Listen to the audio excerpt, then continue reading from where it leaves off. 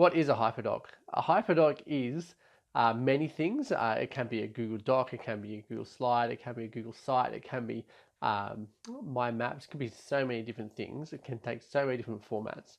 But there's some key elements that are kind of at the heart of it. They're not just a document with lots of links in it.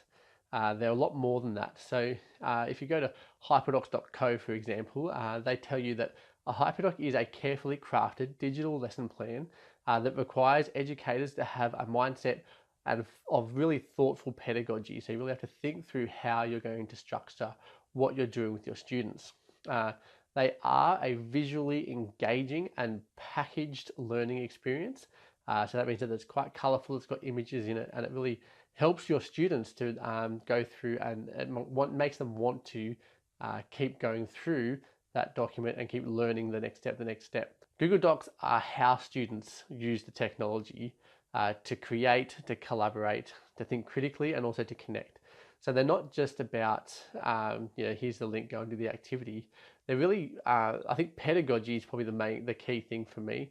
A Google document is really anything that has really strong pedagogy embedded in it, but also includes links to aspects where students are going to do their activity, and often is the central place where the students keep coming back to, and it's got all the information that they need for that lesson plan.